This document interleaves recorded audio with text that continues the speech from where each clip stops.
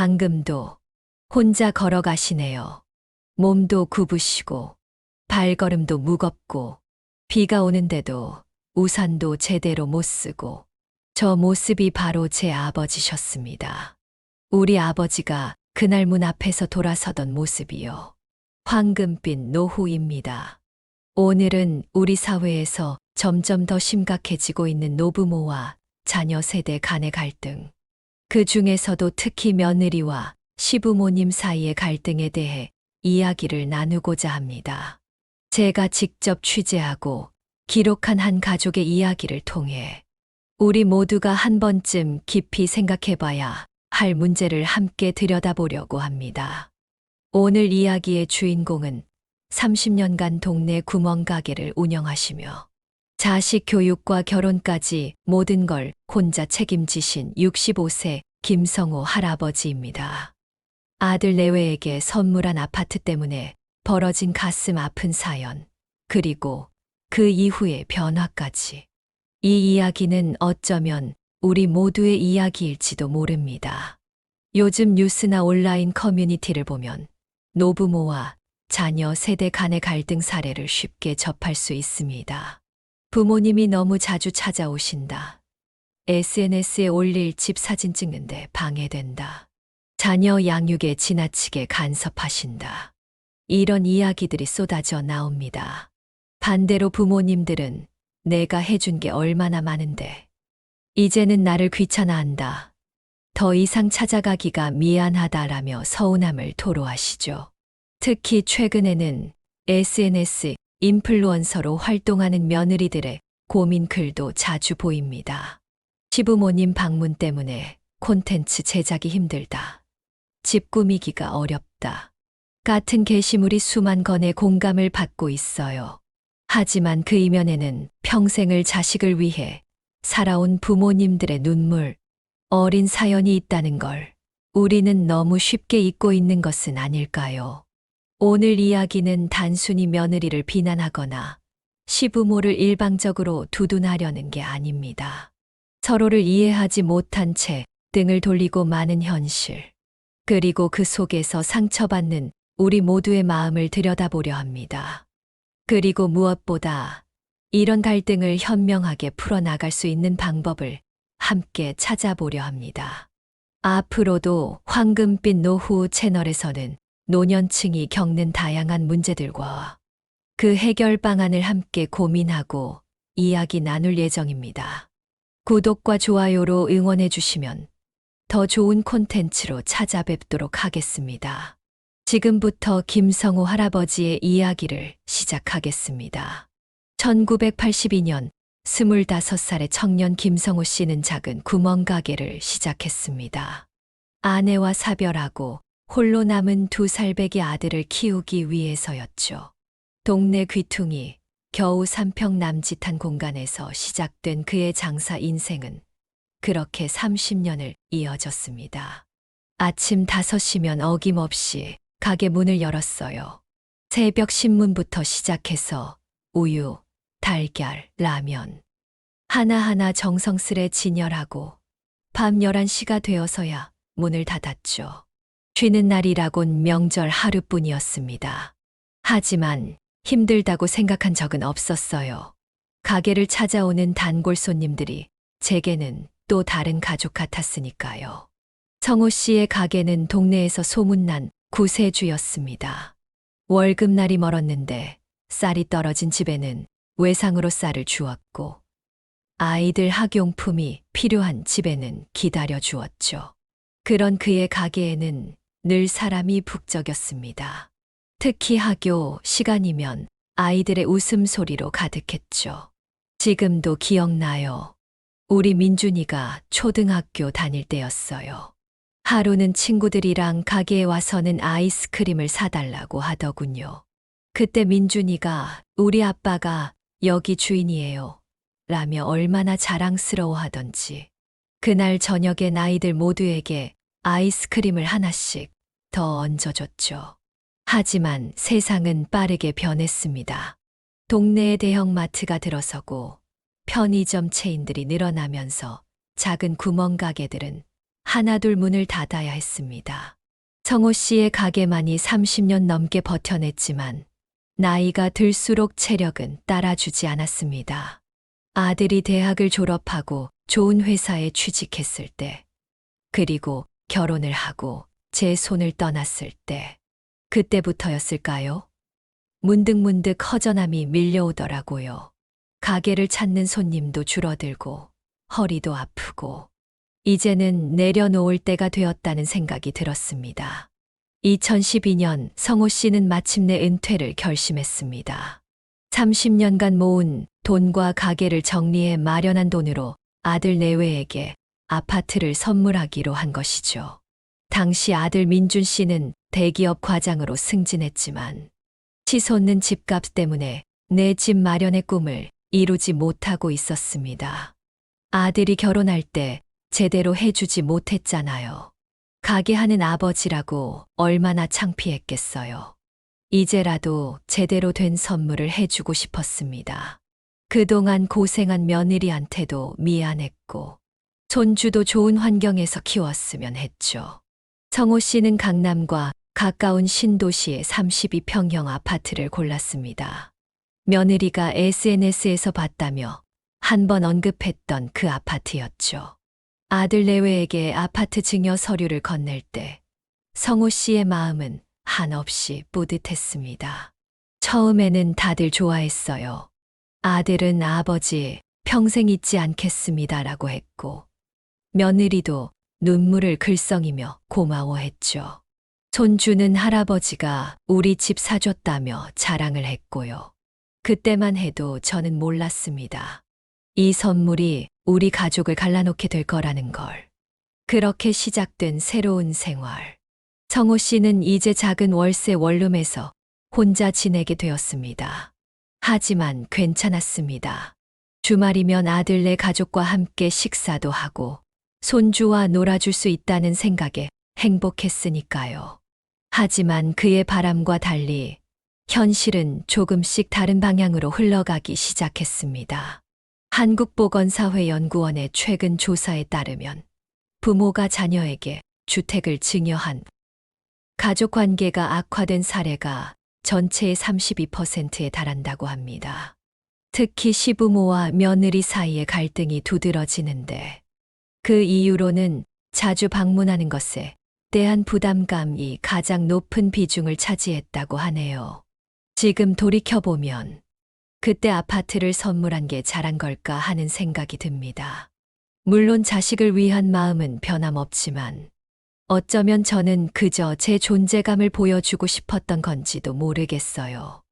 은퇴 후의 허전함과 외로움을 달래고 싶었던 걸까요? 사실 처음에는 며느리의 SNS 활동을 자랑스럽게 생각했습니다. 아들이 자주 보여줬거든요. 우리 와이프가 이런 걸 한대요. 요즘 젊은 사람들은 이런 걸로 돈을 번대요. 저도 궁금해서 폰으로 며느리 계정을 찾아보곤 했죠. 처음엔 팔로워가 5,000명 정도였는데 어느새 50만이 넘더라고요. 며느리 지은 씨는 라이프 스타일 크리에이터로 불렸습니다. 인테리어와 홈스타일링이 주 콘텐츠였죠. 특히 신혼집으로 이사 온 새 아파트를 꾸미는 과정을 공유하면서 팔로워 수가 급격히 늘어났습니다. 아침마다 식탁에 예쁜 커피 잔을 놓고 사진을 찍고 계절마다 거실 인테리어를 바꾸고, 처음엔 그저 예쁘다고만 생각했어요. 아들이 엄마, 와이프가 이제 월 수입이 제 월급보다 많아요라고 할 때는 정말 대단하다고 생각했죠. 우리 며느리가 성공했다는 게 자랑스러웠습니다. 하지만 변화는 서서히 찾아왔습니다. 한국소셜미디어진흥원의 조사에 따르면 인플루언서의 82%가 완벽한 이미지 관리에 대한 강박을 겪고 있다고 합니다. 지은 씨도 예외는 아니었죠. 어느 날부터인가 집에 가면 이것저것 만지지 말라고 하더군요. 아버님, 여기 손 좀 대지 말아주세요. 방금 촬영했거든요. 아버님, 저기 앉지 말아주세요. 쿠션 세팅해 놓은 거예요. 처음에는 이해했습니다. 일하는 거니까. 그런데 점점 더해졌어요. SNS 스타로서의 성공은 지은 씨의 일상을 완전히 바꿔놓았습니다. 매일 아침 일정한 시간에 식탁 위 커피 잔과 브런치를 촬영하고 매주 새로운 홈스타일링 콘텐츠를 만들어야 했죠. 집은 더 이상 가족이 편하게 쉴 수 있는 공간이 아닌 하나의 촬영 스튜디오가 되어가고 있었습니다. 며느리의 하루는 늘 바빴어요. 아침에 일어나자마자 커튼을 걷고 자연광으로 아침 식사 장면을 찍고 그릇을 씻고 정리하는 과정도 찍고 손주가 장난감을 어질러 놓으면 바로 치워야 했고 식탁에 물 한 방울 떨어져도 안 된다고 했죠. 손주가 할아버지, 나 저기서 놀고 싶어요 해도 안 된다고 할 때는 마음이 많이 아팠습니다. 디지털 마케팅 연구소의 분석에 따르면 인테리어 인플루언서들의 경우 주 평균 15시간을 콘텐츠 촬영에 10시간을 편집에 투자한다고 합니다. 여기에 브랜드 협찬, 제품 리뷰까지 더해지면 하루 대부분의 시간을 콘텐츠 제작에 할애해야 하는 거죠. 스트레스가 심했나 봅니다. 며느리가 점점 예민해져 갔어요. 제가 방문할 때마다 아버님, 미리 연락 좀 주세요.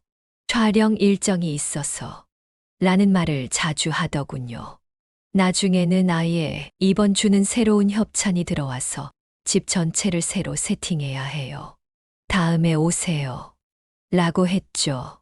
특히 며느리의 SNS 활동이 전성기에 이르렀을 때는 상황이 더욱 심각해졌습니다. 유명 가구 브랜드의 협찬을 받아 집 전체를 새로 꾸미게 되었는데 그때부터는 집에 들어서기 전부터 신발을 벗는 방식까지 정해져 있었다고 합니다. 현관에 특별한 슬리퍼를 놓아두고는 그것만 신으라고 하더군요. 나중에 알고 보니 그 슬리퍼도 협찬받은 거였어요. 제가 신던 낡은 슬리퍼는 어느 날 사라져 있었고 손주가 그리는 그림도 더 이상 냉장고에 붙일 수 없었습니다. 인스타에 안 어울린다면서. 이런 변화는 비단 성호 씨의 가정에서만 있었던 일은 아닙니다. 한 설문조사에 따르면 SNS 인플루언서 가정의 63%가 가족 관계의 변화를 경험했다고 합니다. 특히 시부모와의 관계가 소원해졌다는 응답이 가장 많았죠. 지금 생각해보면 며느리도 많이 힘들었을 거예요. 자신의 일과 가정을 모두 지키려고 애쓰면서. 하지만 그 과정에서 우리가 잃어버린 것들도 너무 크지 않았나 싶습니다. 가족의 일상이, 추억이, 그리고 서로에 대한 마음이. 세대 간 단절은 어느 날 갑자기 찾아오는 게 아닙니다. 마치 물방울이 바위를 뚫듯이 작은 오해와 불만이 쌓이고 쌓여 결국엔 깊은 골이 되어버리는 거죠.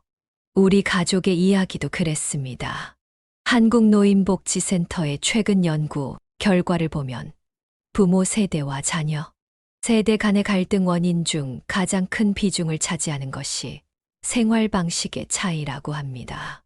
특히 주목할 만한 점은 이런 갈등이 경제적으로 여유 있는 가정에서 오히려 더 심각하게 나타난다는 것이죠. 처음에는 작은 변화들이었습니다. 주말에 찾아가면 아버지, 오늘은 약속이 있어서요. 라는 말이 잦아졌고 손주와 놀아주려 해도 지금은 학원 가야 돼요 라는 답이 돌아왔죠. 식사 자리에서도 다들 핸드폰만 보고 있었고 대화라는 게 점점 줄어들었습니다. 서울대학교 사회복지연구소의 조사에 따르면 3세대가 함께 모이는 가족 식사 시간이 2000년대 초반 주 평균 2.8회에서 2020년대 들어 0.8회로 급감했다고 합니다. 특히 코로나19 이후에는 이런 현상이 더욱 가속화되었죠. 어느 날은 제가 좋아하는 장조림을 해서 들고 갔어요. 예전에 며느리가 아버님이 만드신 장조림이 제일 맛있어요 라고 했던 게 생각나서 그런데 현관문을 열자마자 아버님, 오늘은 제가 브랜드 협찬 식사를 찍어야 해서요. 라는 말을 들었습니다. 그날 들고 간 장조림통은 그대로 다시 가지고 왔죠. 이런 상황은 점점 더 악화되어 갔습니다. 심리학자들은 이러한 세대 간 단절이 양쪽 모두에게 심각한 정서적 상처를 남긴다고 경고합니다. 노인층에서는 우울증과 소외감이, 젊은 세대에서는 죄책감과 스트레스가 증가한다는 거죠. 아들도 많이 달라졌어요. 예전에는 아버지가 왔다 갔다는 걸 알면 왜 연락도 없이 오셨어요? 라며 서운해했는데 이제는 제가 왔다 간 것도 모르는 것 같았습니다. 회사 일이 바빠서 그러려니 했지만 SNS를 보면 골프장에서 찍은 사진이 올라와 있곤 했죠. 전문가들은 현대사회에서 나타나는 이러한 현상을 디지털 단절 증후군이라고 부릅니다. 실제로 한 연구에 따르면 SNS 활동이 활발한 가정일수록 실제 대면 소통은 오히려 줄어드는 경향이 있다고 합니다. 손주가 그립고 보고 싶어서 영상통화를 하려고 해도 요즘 아이들은 틱톡이니 유튜브니 하느라 바쁘더라고요. 할아버지랑 통화하는 건 지루한가 봐요. 어느 날은 제 영상통화에 할아버지, 저 지금 라이브 방송 중이에요 라고 하더군요. 그때 느꼈습니다. 우리 사이에 보이지 않는 벽이 점점 더 높아지고 있다는 걸. 노인복지학회 자료에 따르면 65세 이상 노인의 73%가 자녀와의 관계에서 소통 부재를 경험하고 있으며 이는 10년 전과 비교해 30% 이상 증가한 수치라고 합니다. 예전에는 이해할 수 없었습니다. 왜 이렇게 달라졌을까? 내가 뭘 잘못했나? 그런 생각만 했죠. 하지만 이제는 조금 알 것 같아요. 세상이 너무 빨리 변하고 있는 거예요. 저는 그 속도를 따라가지 못하고 아들네는 너무 앞서가고 그 사이에서 우리는 서로를 놓쳐버린 걸지도 모릅니다. 최근에 한 연구는 이러한 세대 간 단절을 디지털 대분열이라고 표현했습니다. 같은 공간에 있어도 각자의 디지털 세계에 빠져 있는 현상. 이것이 바로 현대 가족이 직면한 가장 큰 위기라는 거죠. 지금 생각해보면 우리 모두 너무 바빴던 것 같아요. 아들은 회사 일에, 며느리는 SNS에, 손주는 학원과 스마트폰에, 그리고 저는 그저 그들의 삶에 방해가 되지 않으려 애쓰는 것에. 우리는 언제부터 이렇게 서로를 불편해하게 된 걸까요? 인생이라는 게 참 묘한 것 같습니다. 한쪽 문이 닫히면 다른 쪽 문이 열린다고 하잖아요. 저도 그랬습니다. 가족과의 관계가 소원해질 때쯤 뜻밖의 곳에서 새로운 희망을 발견하게 됐죠. 바로 노인대학이었습니다. 처음 노인대학을 찾아갔을 때는 그저 시간을 때우기 위해서였습니다. 가족들과 멀어지면서 생긴 공허함을 채우고 싶었던 거죠. 한국노인복지관협회의 통계를 보면 노인대학 수강생의 67%가 외로움 해소를 위해 등록한다고 합니다. 처음에는 망설였어요. 내가 이제 와서 무슨 공부야? 라는 생각도 들었고 솔직히 창피하기도 했죠. 30년 넘게 가게만 지키다가 이제 와서 학생이 된다는 게. 그런데 막상 가보니 저와 비슷한 분들이 정말 많더라고요. 노인대학에서 성우 씨는 뜻밖의 발견을 하게 됩니다. 자신과 비슷한 처지의 사람들이 모여 서로의 이야기를 나누고 새로운 것을 배우며 활기를 되찾아가는 모습들이었죠.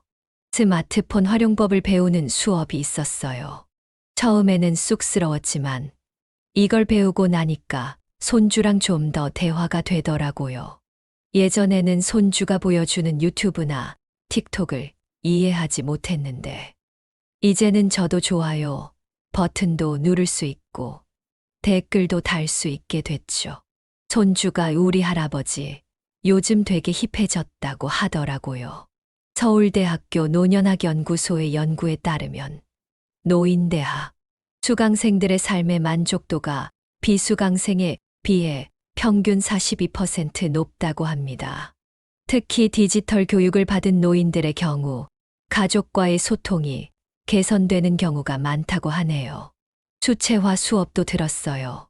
처음에는 그림이라곤 낙서밖에 해본 적 없는 제가 무슨 했는데 선생님께서 하나하나 차근차근 가르쳐 주시더라고요. 어느새 저도 풍경화를 그릴 수 있게 됐죠. 제가 그린 그림을 며느리 SNS에 올려도 되겠다 싶을 정도로요. 성호 씨는 노인대학에서 새로운 친구들도 만났습니다. 특히 박준호 씨와는 각별한 인연이 되었죠. 은퇴한 법무사였던 박준호 씨는 나중에 성호 씨의 중요한 조언자가 됩니다. 준호 씨가 저에게 해준 말이 있어요. 우리도 젊은 세대만큼 배우고 변화할 수 있다고. 처음에는 반신반의했지만 이제는 정말 그 말이 맞다고 생각합니다. 나이는 숫자에 불과하다는 말. 이제야 진짜 무슨 뜻인지 알 것 같아요. 노인대학에서의 경험은 성호 씨의 생각을 많이 바꿔놓았습니다.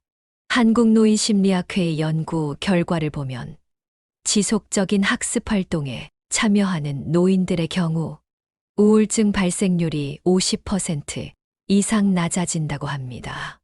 이제는 아들네 집에 가지 않는 시간도 그렇게 힘들지 않아요. 수업도 있고 친구들과 만날 약속도 있고 제 삶이 생긴 거죠. 물론 가족이 그리울 때도 있지만 이제는 그 시간을 견딜 수 있는 힘이 생겼습니다. 특히 스마트폰 활용법을 배우면서 성호 씨는 며느리의 SNS 활동도 조금씩 이해하게 되었다고 합니다. 콘텐츠를 만든다는 게 얼마나 힘든 일인지, 왜 집안 분위기를 해치고 싶지 않아 하는지 이해할 수 있게 된 거죠. 요즘은 며느리 SNS에 아버님께서 항상 응원하고 있어요 라고 댓글도 달아요. 처음에는 며느리가 놀랐는지 별다른 반응이 없었는데 얼마 전에는 제 댓글에 하트를 눌러주더라고요. 작은 변화지만 저에게는 정말 큰 의미가 있었죠. 노인대학 원장님의 말씀이 기억납니다. 나이 들어 배움을 시작하는 것은 마치 겨울의 봄을 준비하는 것과 같다고. 지금 생각해보면 정말 그랬던 것 같아요. 제 인생의 겨울이라고 생각했던 시기에 새로운 봄을 준비할 수 있는 기회를 얻은 거죠. 물론 아직도 가야 할 길이 멀고 풀어야 할 숙제도 많습니다. 하지만 이제는 알아요. 제가 혼자가 아니라는 걸. 그리고 아직도 배우고 성장할 수 있다는 걸. 어쩌면 이게 바로 진정한 황금빛 노후가 아닐까요? 그날은 제 인생에서 가장 비참했던 날로 기억됩니다. 무심코 달력을 보니 손주의 생일이더군요. 예전에는 항상 같이 보냈는데 올해는 아무 연락도 없었어요. 그래서 작은 선물이라도 들고 가야겠다 싶었죠. 비가 오고 있었지만 손주 얼굴 보는 것만으로도 행복할 것 같았습니다. 한국노인인권센터의 조사에 따르면 65세 이상 노인의 42%가 자녀의 냉대를 경험했다고 합니다. 특히 명절이나 생일 같은 특별한 날에 겪는 소외감이 가장 큰 상처로 남는다고 하네요. 장난감 가게에서 한참을 고민했어요. 요즘 아이들은 뭘 좋아하는지 잘 몰라서. 결국 점원분의 도움을 받아 로봇 장난감을 골랐죠. 포장도 예쁘게 해달라고 했어요. 손주가 좋아할 것 같아서 마음이 설렜습니다. 그러나 기대와 달리 그날의 방문은 씁쓸한 결말을 맞이하게 됩니다. 아파트 현관 앞에 도착했을 때였어요. 비를 맞아서 그런지 선물 포장지가 조금 젖어 있었지만 그래도 손주가 좋아할 거란 생각에 초인종을 눌렀죠. 그런데 며느리가 인터폰으로 나오더니 성호 씨의 목소리가 흔들립니다. 그날의 기억이 아직도 생생한 듯합니다. 아버님, 지금은 안 됩니다. 집에 협찬 제품이 들어와서 촬영 중이에요. 다음에 오세요. 이렇게 말하더군요. 제가 잠깐만이라도 라고 말하려는데 인터폰이 꺼져 버렸어요. 한참을 더 기다렸지만 더 이상의 응답은 없었습니다. 서울대학교 사회복지연구소의 연구에 따르면 노인의 자존감, 상실은 대부분 가족 관계에서의 거절 경험에서 비롯된다고 합니다. 특히 직접적인 거절보다 간접적인 냉대가 더 큰 상처를 남긴다고 하네요. 비가 점점 더 세차게 내리기 시작했어요. 우산도 제대로 못 쓴 채 그냥 그 자리에 서 있었죠. 손에 들고 있던 선물 봉투가 완전히 젖어버렸어요. 그때 문득 든 생각이 내가 지금 뭐 하고 있나 하는 거였죠. 전문가들은 이러한 상황을 세대 간 단절의 임계점이라고 부릅니다. 한 번의 강한 거절 경험이 수년간 쌓아온 가족 관계를 무너뜨릴 수 있다는 것이죠. 돌아오는 길이 참 멀게 느껴졌습니다. 버스에서 내려 집으로 가는 길에 편의점에 들렀어요. 소주 한 병을 사서 집에 왔죠. 평생 술을 멀리했던 제가 그날은 처음으로 혼자서 한 병을 다 마셨습니다. 그날 이후 성우 씨는 일주일 동안 아무도 만나지 않았다고 합니다. 전화도 받지 않았고 노인대학도 나가지 않았죠. 젖은 선물은 그대로 현관에 놓아두었어요. 보기 싫었지만 치우고 싶지도 않았어요. 그게 제 현주소라는 생각이 들어서 내가 선물했던 집 앞에서 이런 대접을 받다니 참 서글펐습니다. 노인심리상담센터의 통계를 보면 가족으로부터의 거절 경험은 노인의 우울증, 발생률을 3배 이상 높인다고 합니다. 특히 자녀에게 경제적 도움을 준 경우 그 상처는 더욱 깊어진다고 하네요. 일주일 후에야 노인대학 친구 준호 씨가 찾아왔어요. 제 모습을 보더니 아무 말도 하지 않고 그냥 옆에 앉아 있더군요. 그때 처음으로 누군가에게 울면서 제 이야기를 했습니다. 평생 남들 앞에서 울지 않으려 했던 제가 그날의 경험은 성우 씨의 인생에 큰 전환점이 되었습니다. 때로는 가장 큰 상처가 가장 큰 변화의 계기가 된다고 하죠. 이제와 생각해보면 그날은 끝이 아닌 시작이었는지도 모르겠어요. 제가 정말로 원하는 게 뭔지, 앞으로 어떻게 살아가야 할지 진지하게 고민하게 된 계기였으니까요. 하지만 그때는 정말 그저 모든 것이 무너져 내리는 것만 같았습니다. 인생에는 돌이킬 수 없는 순간들이 있습니다. 저에게는 그날 아파트 매각을 결심한 날이 바로 그런 순간이었죠. 며느리의 문전박대를 겪고 일주일 동안 집에만 틀어박혀 있다가 결국 법무사 친구 준호 씨를 찾아갔습니다. 노인복지연구소의 최근 조사에 따르면 부모가 자녀에게 증여한 재산을 되찾으려는 시도가 최근 5년간 3배 이상 증가했다고 합니다. 특히 주목할 만한 점은 이런 결정의 80% 이상이 감정적 상처에서 비롯되었다는 것이죠. 처음 준호 씨에게 이야기했을 때 그는 한참 동안 말이 없더군요. 그러다 물었습니다. 정말 확실한 거요? 한 번 시작하면 돌이킬 수 없을 텐데. 저는 그때 이미 마음을 굳혔어요. 30년 장사하면서 단 한 번도 외상값을 독촉해 본 적 없는 제가 제 자식에게 줬던 걸 돌려달라고 하는 심정이 어땠겠습니까? 법적 절차는 생각보다 복잡했습니다. 증여 취소는 법률상 명확한 근거가 필요했기 때문이죠. 다행히 성우 씨는 증여, 당시 특약을 설정해 두었습니다. 아들과 며느리의 부양 의무를 조건으로 명시했었어요. 준호 씨가 그때 조언해 준 덕분이었죠. 혹시 모르니 서류상으로라도 남겨두자고. 그때는 설마 이렇게 될 줄 알았겠어요? 가정법률상담소의 통계를 보면 부모와 자녀 간의 부동산 소송에서 부양 의무 불이행이 가장 큰 승소 사유로 꼽힌다고 합니다. 하지만 그 과정에서 겪는 정신적 고통은 이루 말할 수 없다고 하네요. 법원에 서류를 제출하던 날, 다리가 후들거렸어요. 아들 이름이 써 있는 서류를 보면서 이게 정말 내가 하는 일이 맞나 싶더군요. 하지만 그때 마침 며느리의 SNS를 봤어요. 제가 선물한 그 집에서 완벽한 신혼집이라며 새로 꾸민 사진을 올렸더군요. 그 밑에는 불필요한 방문은 사양합니다라는 해시태그가. 소송이 시작되자 아들과 며느리의 반응은 즉각적이었습니다. 처음에는 전화로, 그 다음에는 직접 찾아와 성호 씨를 설득하려 했죠. 아들이 무릎까지 꿇었어요. 아버지, 제가 잘못했습니다. 다시는 이러지 않을게요. 라고 하면서. 하지만 그때는 이미 돌이킬 수 없었습니다. 며느리의 SNS에 올라온 글들, 제가 겪은 수모들.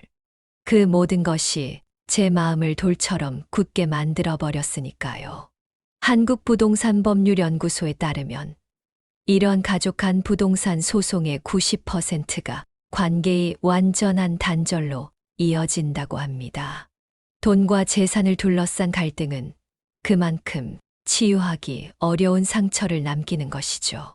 법원의 결정이 나기까지 6개월이 걸렸어요. 그 기간 동안 저는 매일 밤 악몽을 꿨습니다. 어린 시절 아들을 업고 가게에서 일하던 모습, 아들이 처음 대학에 합격했을 때의 기쁨, 결혼식 날에 행복했던 순간들. 그 모든 기억이 하나둘씩 균열이 가고 부서져 가는 것만 같았죠. 결국 법원은 성호 씨의 손을 들어주었습니다. 부양 의무 불이행이 명백하다는 판단이었죠. 판결문을 받아들고 한참을 울었어요.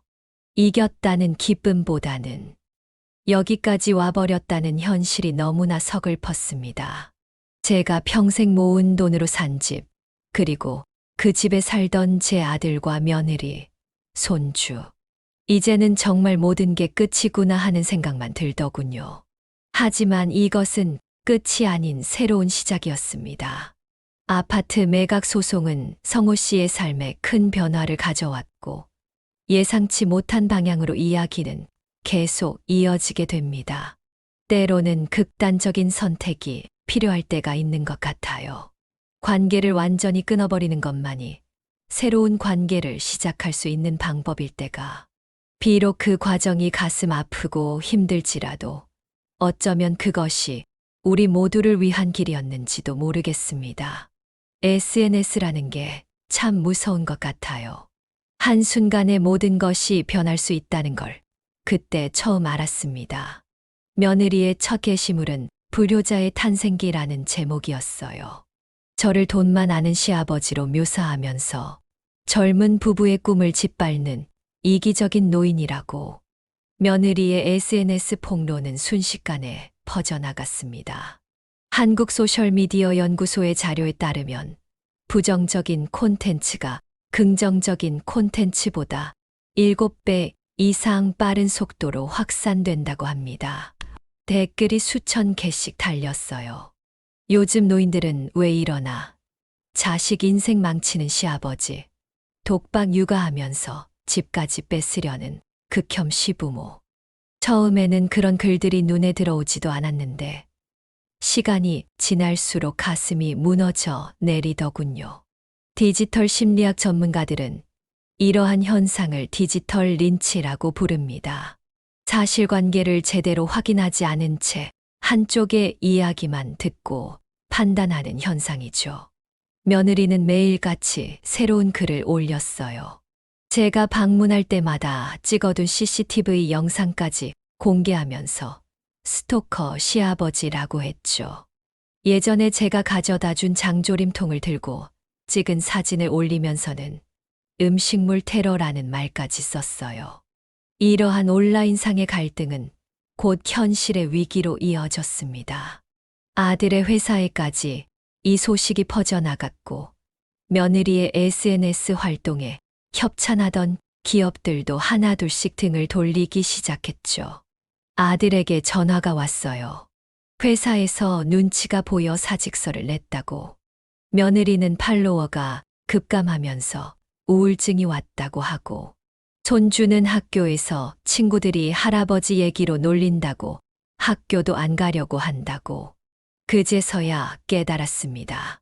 제가 한 선택이 단순히 아파트 매각만이 아니었다는 걸. 한국가족상담센터의 조사에 따르면 SNS를 통한 가족 갈등 노출은 평균 4.2명의 가족 구성원에게 직접적인 피해를 준다고 합니다. 특히 자녀들이 받는 정신적 충격이 가장 크다고 하네요. 노인대학 친구들도 이 소식을 알게 됐어요. 다들 저를 걱정하면서도 한편으로는 거리를 두는 것 같았죠. 누군가는 이제 와서 왜 그러냐고 했고, 또 누군가는 자식이 잘못했다 해도 부모가 할 짓이 아니다라고 했어요.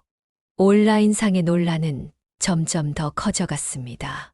노인 학대와 자녀 학대를 주제로 한 칼럼들이 쏟아져 나왔고, TV, 시사 프로그램에서도 이 사건을 다루기 시작했죠. 어느 날은 제 원룸 앞에 기자들이 찾아왔더군요. 돈 때문에 자식을 내쫓은 아버지라는 제목으로 인터뷰를 하고 싶다고. 그때 처음으로 후회가 밀려왔습니다. 내가 잘못한 걸까? 너무 극단적인 선택을 한 걸까? 디지털 시대의 가족 갈등은 이처럼 순식간에 걷잡을 수 없는 상황으로 번질 수 있습니다. 한국언론진흥재단의 분석에 따르면 한 번 온라인에 노출된 가족 갈등은 평균 2.3년간 그 흔적이 남는다고 합니다. 그 시기를 어떻게 버텼는지 지금도 잘 기억이 나지 않아요. 매일 밤 악몽에 시달렸고 식욕도 없어졌어요. 노인대학도 더 이상 나갈 수 없었죠. 집 앞 편의점도 가기가 무서웠어요. 누가 절 알아볼까봐. 제가 그 악독한 시아버지라는 걸 알아볼까봐. 결국 이 사건은 모든 가족 구성원에게 깊은 상처를 남겼습니다. 며느리의 SNS는 폐쇄되었고, 아들은 새로운 직장을 구해야 했으며, 손주는 전학을 가야 했죠. 지금 생각해보면 우리 모두가 피해자였던 것 같아요. 저도, 아들도, 며느리도, 그리고 가장 큰 상처를 받았을 손주도 돈보다 더 소중한 것들을 우리 모두가 잃어버린 거죠. 변화는 늘 예상치 못한 순간에 찾아오는 것 같습니다. 우리 가족의 새로운 시작도 그랬어요. 한밤중에 걸려온 전화 한 통이었죠. 손주가 고열로 응급실에 실려갔다는 소식이었습니다. 가족관계연구소의 조사에 따르면 심각한 갈등을 겪는 가족의 30%가 위기 상황을 계기로 화해의 기회를 찾는다고 합니다. 특히 아이들의 건강 문제는 가장 강력한 계기가 된다고 하네요. 병원에 도착했을 때 아들과 며느리는 이미 와 있었어요. 서로 눈이 마주쳤지만 아무 말도 할 수 없었죠. 다만 손주의 병실 앞에서 같이 기도하는 심정으로 서 있었을 뿐. 그때 문득 깨달았습니다. 우리가 그동안 얼마나 어리석었는지. 의료진의 진단은 심한 스트레스성 폐렴이었습니다. 가정불화로 인한 정신적 스트레스가 신체적 증상으로 나타난 것이죠. 의사 선생님께서 가정환경이 아이의 건강에 큰 영향을 미친다고 하시더군요. 그 말을 듣는 순간 며느리가 갑자기 복도에서 울음을 터뜨렸어요. 아들은 아내를 붙잡고 같이 울었고, 저도 눈물이 멈추지 않았습니다. 아동심리학자들은 가족 갈등이 아이들에게 미치는 영향을 보이지 않는 상처라고 표현합니다. 겉으로는 드러나지 않지만 그 상처는 오랫동안 아이의 마음과 건강에 영향을 미친다는 거죠. 손주가 의식을 되찾았을 때 처음 한 말이 할아버지였어요. 제 손을 꼭 잡더니 할아버지, 우리 집에 다시 오면 안 돼요? 라고. 그 순간 우리 모두의 마음 속벽이 무너져 내린 것 같았습니다. 며느리가 먼저 입을 열었습니다. SNS의 모든 글을 삭제하고 공개 사과문을 올리겠다고 했죠. 아들은 새로운 직장에서 다시 시작하겠다고 했고요. 저도 제 몫의 잘못을 인정했습니다. 아파트 매각 소송을 취하하겠다고 했죠. 하지만 더 중요한 것은 우리 모두가 서로의 입장을 이해하려 노력하기 시작했다는 거예요.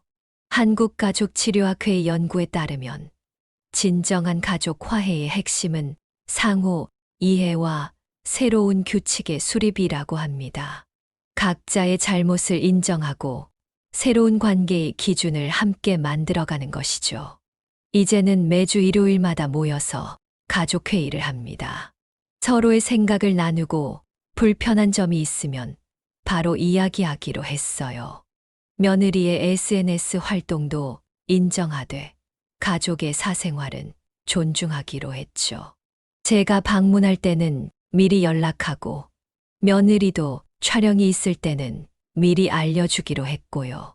심리학자들은 이러한 새로운 규칙 수립을 가족 리셋이라고 부릅니다. 과거의 갈등을 완전히 지울 순 없지만 새로운 시작을 위한 기반을 만드는 것이죠. 손주방도 따로 만들었어요. 제가 방문했을 때 손주와 함께 시간을 보낼 수 있는 공간이죠. 며느리는 그곳만큼은 촬영하지 않기로 했고, 저는 다른 공간의 규칙을 존중하기로 했습니다. 이제 성호 씨의 가족은 천천히, 하지만 확실하게 회복의 길을 걷고 있습니다. 서로를 이해하고 배려하는 법을 배우면서 진정한 가족의 의미를 다시 발견하고 있는 것이죠. 어제는 며느리가 처음으로 제가 만든 장조림을 SNS에 올렸어요. 시아버지의 정성이 담긴 장조림이라는 제목으로요. 그리고 밑에 해시태그로 샵 가족이 소중함이라고 달았더군요. 그 글을 보는데 갑자기 눈물이 나더라고요. 이제야 우리가 진짜 가족이 되어가고 있다는 생각이 들었습니다. 오늘 저는 김성호 할아버지의 이야기를 통해 우리 시대의 아픈 초상 하나를 들여다보았습니다. 30년간 가게를 운영하며 한 아들을 키워낸 아버지, 그리고 그가 선물한 아파트에서 시작된 가족의 비극. 하지만 결국은 서로를 이해하고 화해하기까지의 여정이었죠. 처음에는 단순한 세대 차이로 보였던 문제가 SNS라는 새로운 매체를 만나면서 걷잡을 수 없이 커져갔습니다. 아파트 증여로 시작된 갈등은 문전박대로 이어졌고 결국 법적 분쟁과 SNS 폭로전이라는 최악의 상황까지 치달았죠. 하지만 위기는 곧 기회가 되었습니다. 손주의 입원이라는 아픔을 겪으며 가족 모두가 진정으로 중요한 것이 무엇인지 깨달을 수 있었으니까요. 여러분의 가정은 어떠신가요? 혹시 지금 이 순간에도 부모님과 자녀 사이에 보이지 않는 벽이 세워져 있지는 않으신가요? 혹은 시부모님과 며느리 사이에 차가운 냉기가 흐르고 있지는 않으신가요? 지금 당장 가족들과 연락해 보시는 건 어떨까요? 평소에 하지 못했던 말, 사랑합니다. 감사합니다. 죄송합니다. 이런 말들을 전해보시는 거죠. 어쩌면 그 한마디가 여러분 가족의 새로운 시작이 될 수도 있습니다. 디지털 시대를 살아가는 우리에게 SNS는 이제 때려야 뗄 수 없는 존재가 되었습니다. 하지만 그 안에서 우리는 진정한 소통의 의미를 잃어가고 있는지도 모르겠습니다. 좋아요, 숫자에 일희일비하고 완벽한 이미지를 보여주기 위해 애쓰다가 정작 가장 소중한 것들을 놓치고 있진 않은지요. 김성호 할아버지의 가족이 보여준 것처럼 화해와 용서는 결코 늦지 않습니다. 지금 이 순간에도 수많은 가정이 비슷한 갈등을 겪고 있겠지만 그만큼 화해의 기회도 존재한다는 걸 기억했으면 좋겠습니다. 황금빛 노후 채널은 앞으로도 우리 사회의 다양한 가족 이야기를 계속해서 전해드리려 합니다. 노년층의 삶과 가족 관계, 세대 간의 소통에 대한 진정성 있는 이야기들을 통해 조금이나마 여러분의 가정에 따뜻한 희망이 전해질 수 있기를 바랍니다. 오늘 이야기가 여러분께 작은 울림이 되었다면 구독과 좋아요 부탁드립니다. 알림 설정도 해두시면 새로운 영상이 업로드될 때마다 가장 먼저 만나보실 수 있습니다. 댓글창에 여러분의 이야기도 들려주세요. 비슷한 경험이 있으신 분들, 혹은 지금 이 순간 가족 간의 갈등으로 고민하고 계신 분들, 여러분의 이야기가 누군가에게는 큰 위로가 될 수 있습니다. 다음 영상도 많은 기대 부탁드리며 오늘도 여러분의 가정에 행복과 사랑이 가득하시기를 바랍니다. 지금까지 황금빛 노후였습니다. 감사합니다.